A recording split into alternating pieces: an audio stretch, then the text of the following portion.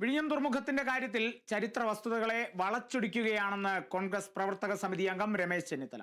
വിഴിഞ്ഞം പദ്ധതിക്ക് തുടക്കമിട്ടത് കെ കരുണാകരനും വെല്ലുവിളികൾ മറികടന്ന് യാഥാർത്ഥ്യത്തിലേക്ക് കൊണ്ടുവന്നത് ഉമ്മൻചാണ്ടിയുമാണ്. അതിനെ LDFന്റെ കുഞ്ഞാക്കി മാറ്റുന്നത് ശരിയല്ല. വിഴിഞ്ഞത്തിന്റെ യഥാർത്ഥ ക്രെഡിറ്റ് ഉമ്മൻചാണ്ടിക്കാണ്.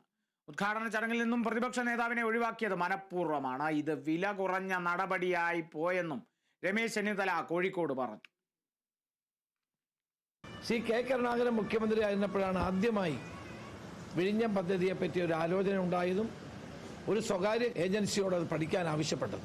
പിന്നീട് ഈ പദ്ധതി യാഥാർത്ഥ്യമാകുന്നതിന്റെ പ്രധാനപ്പെട്ട ഉത്തരവാദി ശ്രീ ഉമ്മൻചാണ്ടിയാണ്. ഉമ്മൻചാണ്ടിക്ക് ധാരാളം കടമ്പകൾ ഉണ്ടായിരുന്നു, വെല്ലുവിളികൾ ഉണ്ടായിരുന്നു. ഇതിൽ അഴിമതി ആരോപണം ഉന്നയിച്ചു, ജുഡീഷ്യൽ കമ്മീഷനെ വെച്ചു, ഈ പദ്ധതിക്കെതിരെ CPM ചെയ്യാവുന്നത് മുഴുവൻ ചെയ്തു.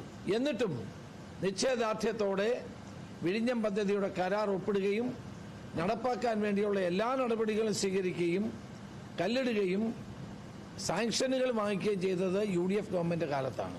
അതെല്ലാം വിസ്മരിച്ചുകൊണ്ട് ഇത് LDFന്റെ കുഞ്ഞാക്കി മാറ്റാൻ ശ്രമിക്കുന്നത് ഒരിക്കലും ശരിയല്ല. ചരിത്രം പരിശോധിക്കുന്ന ഏതൊരു വ്യക്തിക്കും കെ കരുണാകരന്റെയും ഉമ്മൻചാണ്ടിയുടെയും പേര് ഇതിൽ നിന്ന് മാറ്റിക്കളയാൻ സാധ്യമല്ല. പക്ഷെ ജനങ്ങളെ തെറ്റിദ്ധരിപ്പിക്കുകയും പ്രതിപക്ഷത്തിന് കിട്ടേണ്ട അവകാശങ്ങൾ ഇല്ലാതാക്കുകയും ചെയ്ത നടപടി ഒരിക്കലും ശരിയല്ല.